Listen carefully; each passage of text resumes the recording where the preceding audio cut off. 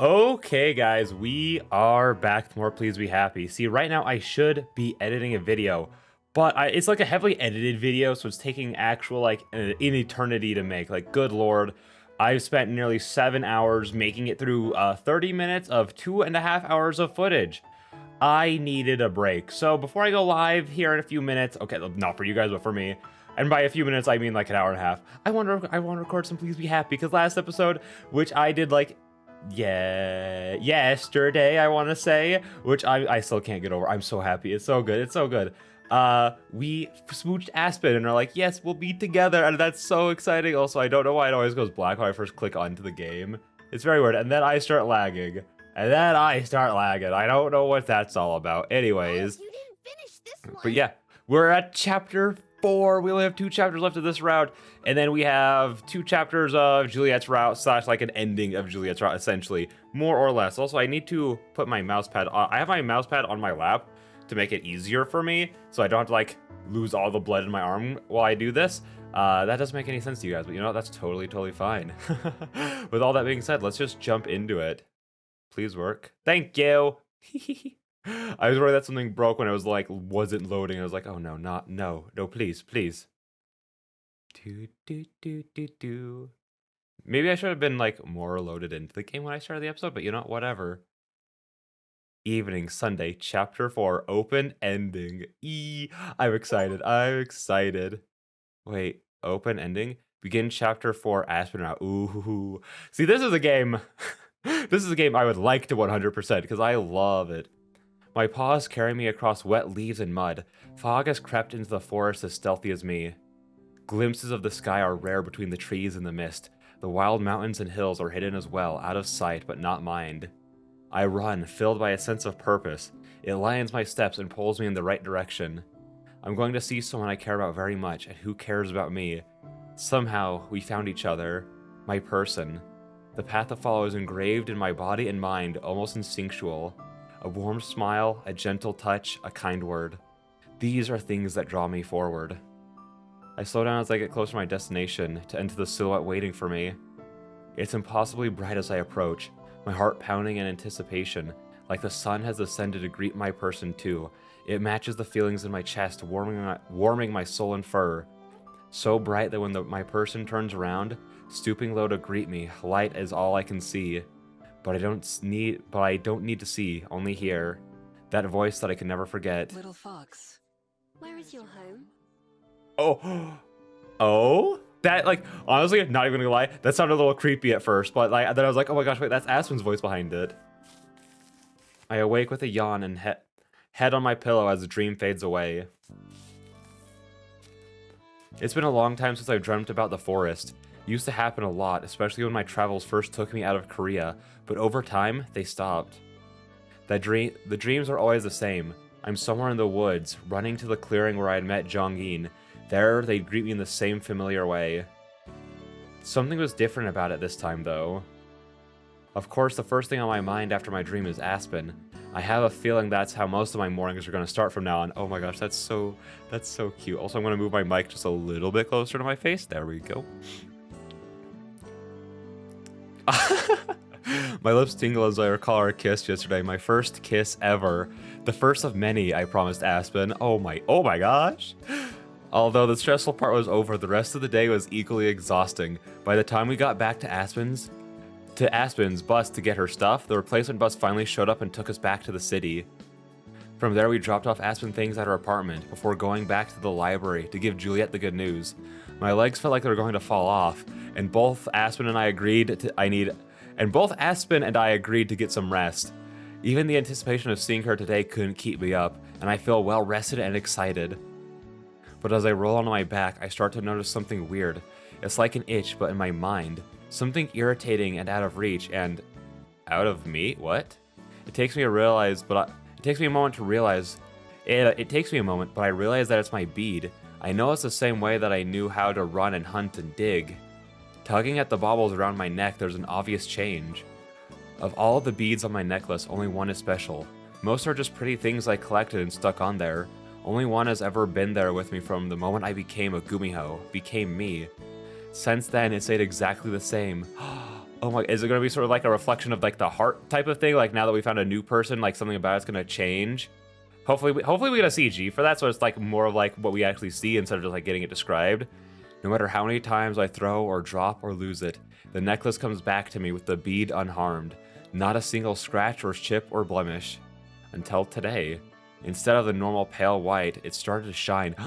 It's barely brighter than usual, but I notice it in an instant. In fact, it's almost as if I hold my necklace up to be. I hold my necklace. Dude, I was doing so good at the beginning. I was killing it with the readings, and then I started just folding on it, baby. And then I bumped my desk. I'm so good at this. I just realized, oh no, it's fine. I don't have my audio recording on OBS, which I do to stream, but I have it recording on Audacity, and that scared the crap out of me because I've been streaming so much that I was like, oh no, my voice isn't being recorded, but like, that's not how I'm recording my voice. Oh my gosh, that scared the crap out of me. Oh, and I bumped my desk again because I was bringing my hand down from checking it. It's so fine. Oh, anyways. It's glowing.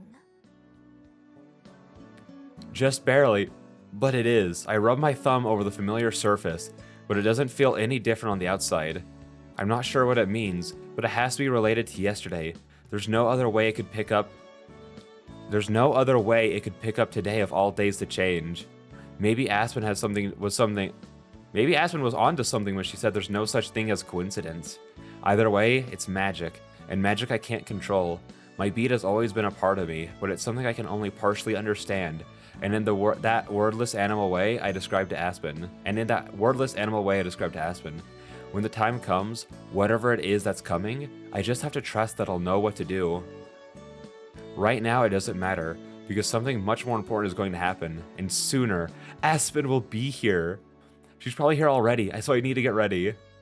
Going through my quick morning routine, I feel more energized than ever. For once, I'm not nervous, just excited. As soon as I open my bedroom door, I can hear the familiar murmur of conversation in the kitchen.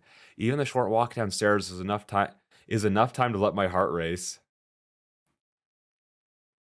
I assume Juliet's in the kitchen when I get there, but I only have eyes for Aspen. She looks over from her seat at the table, and the instant she sees me, her face lights up. It nearly stops me in my tracks. I've seen Aspen smile 1,000 times by now, but never like this. Never for me and me alone. I can't help but do the same. Good morning, Miho. Morning. It's our usual greeting, but it feels brand new. I wonder if all the little things will. Did you sleep well, Miho? Like a rock. I pull my chair closer to Aspen's than usual. I was like, oh, stop. I pull my chair closer to Aspen's. I can't read all of a sudden. Listen, they're turning my brain to mush, alright? I can't handle it. I pull my chair closer to Aspen's than usual as I take my seat and fill my plate. Just talking about how tired you must be. I wouldn't have been surprised if you slept until the afternoon. No way. Then I wouldn't get to see you at breakfast. I was gonna say that same thing, Miho! Flustered, Aspen doesn't seem to know how to respond. Now that I know the feeling she was hiding, a lot of the other times where that's happened make way more sense. I giggle as she looks torn between being pleased and embarrassed. That would be quite a shame, yes. But understandable after you ran across half of Wellington yesterday. Was it really? It didn't feel like it. But maybe that's why I'm so hungry. Feel free to help yourself to what's left. Aspen and I have already eaten. We wanted to wait, but... It's fine. I don't mind. Around now is usually when Aspen would start to leave for work, but it's Juliet who stands up first. I must say, I'm rather sleepy myself. Would either of you mind if I retire a bit early today? Juliet's being the best wing woman right now, not just because she can turn into a... Wait, actually, can she turn into a bat? I don't remember if we've talked about that already. Regardless, haha, vampire joke. Nope. Aspen and I can clean up, right? Oh, yes, right. That... I mean, not at all. Oh, was she about to say thanks? I'll wish you both good night then. Good night. Bye. We both watch as Juliet departs before turning to face each other. As soon as our eyes meet, Aspen looks away again, blushing but laughing. What is it? What's funny? Nothing. Nothing's funny. It's just... it's hard to believe. I mean, us? You and me? You can't imagine how many times I've sat at this table wishing we were like this. Together. Oh, Oh. Aspen. That warm, fuzzy feeling from before takes over my face. The one that goes with the realization of how special I am to her. How, out of everyone in the world, I'm the one she feels this way about. And now... Here we are. Here we are, baby. Let's go. we are. Everything is the same, but everything is different now too. It's just as confusing as it is exciting. Now that I'm here alone with her, I'm not sure how to act. Aspen fiddling with her ribbon. Seems like she's waiting for me to go first. That's fair. Again, Aspen did make the first move. Julie, Miho, it's time that you do something, as if running across half of Wellington wasn't doing something, But I mean in this situation. Problem is, I'm not sure what to say. I'm not sure how I should talk to her differently now, or if I even should, or anything really. With just the two of us, I'm suddenly super aware of how out of my depth I am, but I can't let the silence stretch out on too long. I have to say something. So hey! I think... Both of us start and stop talking at the same time. I pause, waiting for her to keep going, and she does the same thing for me. We both laugh together a moment later, and somehow that breaks the ice. It feels like a reassurance before I can even ask for one. You go. No, you first. If that's what it takes. I was going to say that, I don't really know much about this whole dating thing. So if there's... Aspen shakes her head and puts her fingers on... Listen. That gets... When someone goes like, shh, with the fingers on... Unless it's like in a condescending way. If it's a condescending way, then obviously not. But if it's any other way, it's like, oh my gosh. You know what I mean? Aspen shakes her head and puts a finger to my lips to shush me. That's exactly what I was going to say, Miho. It's all so new to me as well. She removes her hand, looking at it as if she just now realized what she did. Not that I mind. So, perhaps we can figure it out together. Together. I try out the word for myself. Aspen and me, together. Yeah, I like that. We can both just do what feels right. I like the sound of that too. Aspen's sleeves rustle as she takes my hand, her fingers gently entwining with mine. It's cool to the touch. That feels right. Her soft actions make me feel braver. So does this. I lean forward and kiss her, just for a moment, because a moment may as well be an hour. I'm not sure it'd ever be enough. I'd say we're off to a good start. Me too. Just being near each other already makes me feel... Just being near each other already feels more meaningful and exciting. Since this is just the beginning, I can't wait to see where things go from here. Of course, I'll have to wait a bit longer. With her free hand, Aspen checks her phone, and I see her frown in response. Go? Unfortunately, She stands up and I stand with her, still linked by our hands. It feels almost unfair that daily life with all its obligations still matter right now. Aspen hasn't even left yet, but I'm already waiting for her to come back. I wish I could stay here with you longer though. Me too. Maybe I'll just come buy a bunch of drinks at the Bell House, so I can talk to you at the counter. Perfect. I can tell my boss I was just engaging with the customers, like she wants us to. The idea of visiting, like, your significant other at work is, like, the cutest idea to me. But for me, that would just be coming to my house, because I work from home. So there's, like, a fun little thing we could do. It's just like, hey, I'm knocking on your door. Oh, hey, like, what's up? Yeah, It's not as romantic when I'm at home already. You know what I mean? Both of us laugh again, and Aspen steps forward to lay her head on my shoulder. I lean my head against hers, surprised by how soft her hair is against my cheek. Really will be thinking thinking of you all day, counting down the hours. Same. I couldn't think about anything else, even if I wanted to. Normally I think twice about saying something so embarrassing, but it actually feels pretty good. We walk together to the front door, taking as long as possible. See you soon. Not soon enough. I mean, we could, like, walk her to work, though, right? I mean, granted, Miho's still probably a little tired from the run, like, whatever, but we could, like, walk her to work, though, as if we don't also have our own job to get to. I stand in the doorway as Aspen slowly walks backwards, holding onto my hand until the very end. She looks into my eyes. I love you, Miho. Oh, oh. The tips of her fingers linger against mine, and where they touch it, it feels electric. I think of the sproutling that Juliet used to describe love and the way it grows. Maybe that word means different things to Aspen and me right now, but I know without a doubt that I want to learn all of them. I want to take a chance with her. I want to try. I love you too. And I mean it. We stay like that for just a little longer, not needing to say anything else.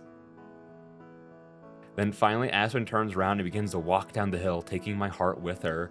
Oh. Oh.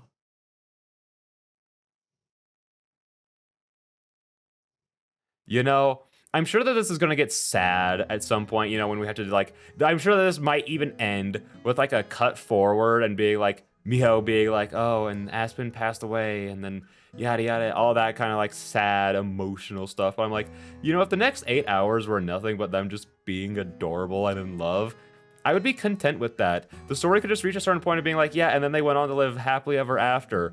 Don't mention anything else. And I'd be like, you know what? I'm content. I'm okay with this. Just like Aspen, I end up counting down the hours until our shift will be over. Too impatient to make it to the end, I leave early and reach the Bell House around the time that they'll be closing for the night. It's not dark out yet, but even from a distance, the inside of the inside of the Bell House looks warm and inviting. As I pass by the front window on my way to the door, I spot Aspen, who doesn't notice me. She's helping one of her coworkers stack the chairs up on the tables, and when they finish with that, she goes to organize the sweetener section. While she's doing that, a different coworker comes over and shows her 2 different loaves of bread, and she thinks for a moment before pointing at one. In the time it takes the other staff to complete a task, Aspen finishes 3, even with people coming up to ask her questions too. Look at my girl, being a girl boss, like actually though, oh my gosh. Of course I have no idea what they're talking about, but even from here on the outside of the store, I can see why they want her to run the new Bell House. Leaning against the wall of the cafe, I wait. Most of Aspen's coworkers leave before she does, and it's several minutes before she finally walks out the door at a brisk pace, going right past me. Aspen! Spinning around, she quickly goes from surprise to smiling. Miho! I was just thinking about you. Although that's been true all day. Oh my gosh, I stop. got tired of waiting for you at the library, so I decided to come down here so I could see you even sooner. Oh, stop, guys, stop. That earns me a hug and a kiss on the cheek. Oh my gosh. I love you. Have I mentioned that? They're too cute. I'm gonna die. This is the sweetest thing ever. Ugh, diabetes is setting in already.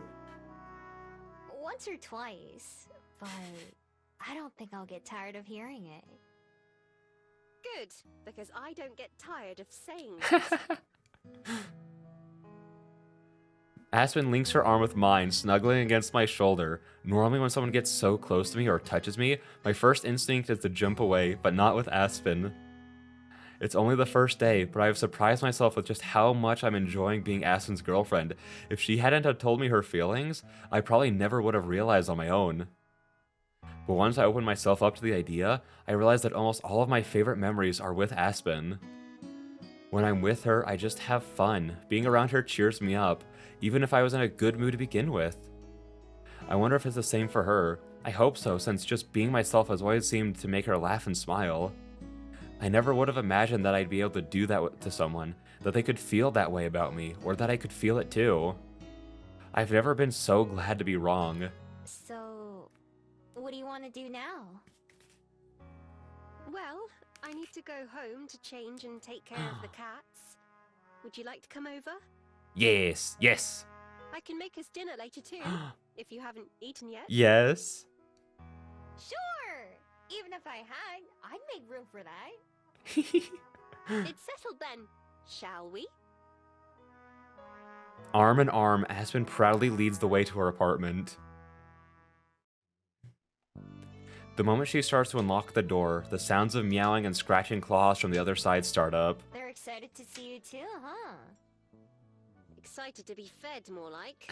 Scooch, boys. The cats run around underfoot as Aspen steps inside, with me following behind. As soon as they notice me, the meowing stops and they both scurry away. Aw, how rude. You'd better get used to Miho, you two. You're going to be seeing her around a lot more. Aspen puts her hand on my hips and talks sternly to the sulking cats. They both meow in frustrated responses until Aspen sighs. Yes, yes, now let's get you fed. She grabs a jug of cat food from the top of the fridge, the rattling sound making the cats brave enough to run past me and go harass Aspen some more. Go ahead and make yourself at home, Miho. I'm going to take care of them and then freshen up, so I'll be a minute. Okay, take your time. I sit down on the edge of Aspen's bed, doing my best to not disrupt the neatly made sheets. Aspen sets the bowl of cat food on the floor near the door, and the cats position themselves so they can watch me while they eat. Rolling her eyes, Aspen steps over them towards the restroom. So dramatic. I wonder who they get that from. Anyway, be right back. It isn't long before the sound of the running shower starts. I look around the apartment, paying closer attention than the last time I was here.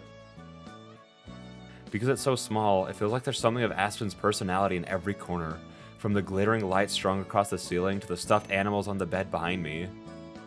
I recognize some of the books on the shelves and the desk from the library. I'm sure there's a story behind each and every decoration. I'll probably hear more than a few of them eventually. After the cats finish eating, they skulk into the room and sit down across from me, glaring. I wonder if something about my ears and tails make them mad. Guess what? I transform into a fox right in front of them, spreading my tails out like a fan. I don't growl or anything, but I lock eyes with each cat in turn. Immediately, they both yowl and run for the bed, tripping over each other as they rush to hide, fur puffing out like clouds. I cackled myself as I change back and sit down again. Cats are always fun to tease, so some opportunities are just too good to pass up. Before long, Aspen comes out looking refreshed. She surveys the room just like I did. Sorry to keep you waiting. I guess there's not a whole lot to do here, is there? It's fine. Wasn't that long. I was just being nosy and admiring all your stuff. Be as nosy as you'd like. I'm going to start on dinner. Okay. Let me know if you need any help. Thanks, but just the company is enough. It won't be anything very fancy. I'm much better at making drinks than food. Don't you make food at the Bell House too? Not really. We have bakers who come in earlier than I do to prepare most of it. I just have to heat things up and serve them. Unlike our beverages, which I make from scratch. Speaking of which, would you like some coffee or hot cocoa? I'll be making some for myself. Sure. I'll have whatever you have. Hot cocoa always sounds good. Let's go with that one. That's easy enough. Now let's see. Aspen moves around the tiny cooking area. Calling it a kitchen would be a stretch, with the same kind of graceful confidence that I've seen her use when working at the Bell House. I guess some of the tasks are the same. She starts to fill a pitcher with water from the sink while scooping coffee grounds into the machine at the same time. When the pitcher's ready, she swaps it out with another pot, this one for cooking. That fills up that fills up while she finishes getting the coffee set up and brewing. Then she starts pulling ingredients out from the few cabinets that line the cooking area. What are you gonna make? I'm not really sure what it's called. It's a dish Mum used to make. It was one of the first things I learned how to cook, because it's always reminded me of home. And it's easy to make. Is there anything like that for you? A meal that tastes like home? Nah, not really. Julie asked me that before too. I don't know if I ever had a full meal while I was in Korea, since I just stole what I needed to survive. Oh, right. I should have remembered that you... Aspen bites her lip, looking unsure of how to phrase whatever she was going to say. Lived like that? It's fine. I don't mind talking about it. Especially not with you. If you're sure, I don't want to bring up anything that's difficult for you to talk about. Don't worry. You won't. There's nothing like that, honestly. Most of it just blurred together over time, so be as nosy as you want. I'll be sure to keep that in mind. The pile of ingredients Aspen stacks up has pasta, a few different kinds of vegetables, and a few different cans. Would you mind giving me a hand, actually? Do you think you could chop up these vegetables for me? Sure! Just show me how. Aspen demonstrates how to hold the knife, and then covering my hands with hers, guides me through the motion to cut the veggies. Don't worry too much about making them all the same size. Close enough is fine. That's good. Because I think same size might be impossible. In the time it takes me to chop up a couple zucchini and onions, Aspen takes care of everything Are these else. ready? As they'll ever be. I pass the cutting board to Aspen, being careful not to spill. In the end, most of the chunks didn't even turn out the same shape, much less size, but Aspen tosses them into a hot pan anyway, and before long a delicious aroma fills the room. That's amazing. Hopefully it'll taste good too. I don't have any doubts myself, but I don't think Aspen will be satisfied until the dish is done. Since she seems focused on watching the sautéing veggies and boiling pasta, I don't talk so I don't distract her. A few minutes later, Aspen combines everything into one pan, mixing it all together with a wooden spoon. She dishes out a couple spoonfuls into a pair of plastic plates and hands me one, along with a fork. Well, bon appetit. I wish there was a table we could sit at. I usually just eat at my desk. You can have that spot. I'll take that.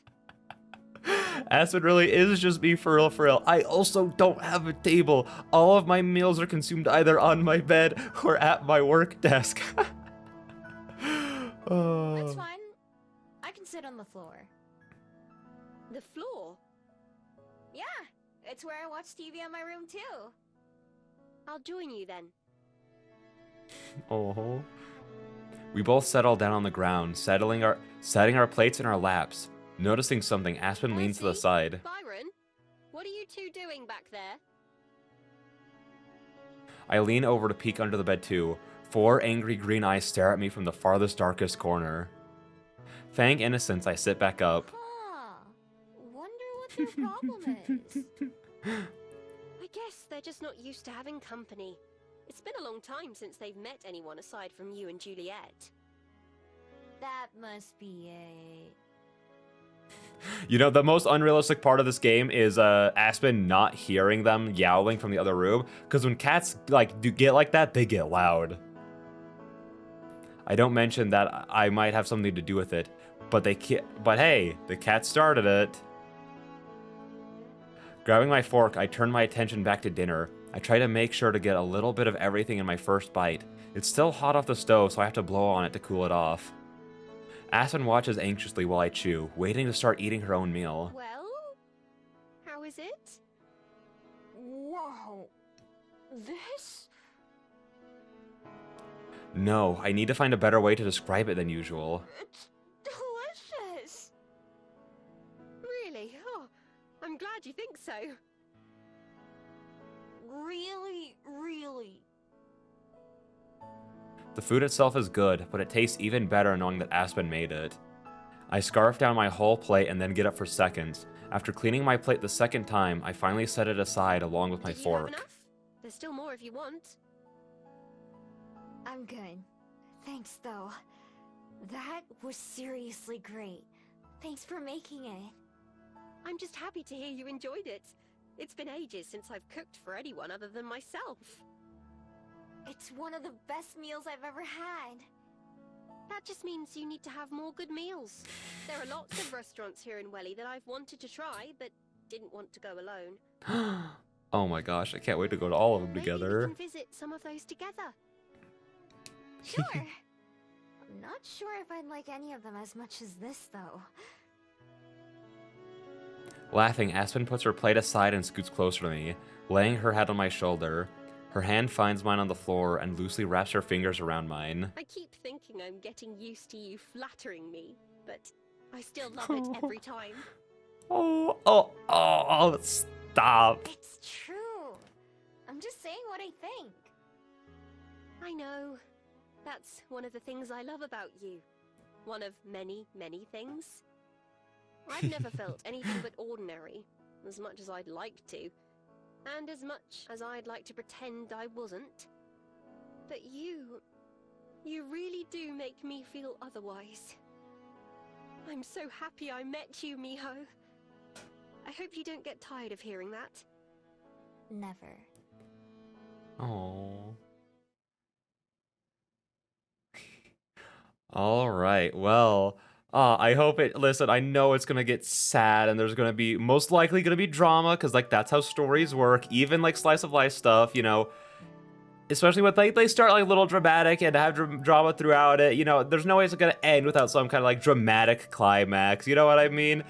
Like something that's really gonna make you just bawl your eyes out, which I'm dreading currently because I don't want anything bad to happen anymore. But yeah, no, that was adorable, and I hope that we get a lot more of that before it ends, and I bet we will. But with all that being said, I will see all you beautiful people in the next one. Bye-bye.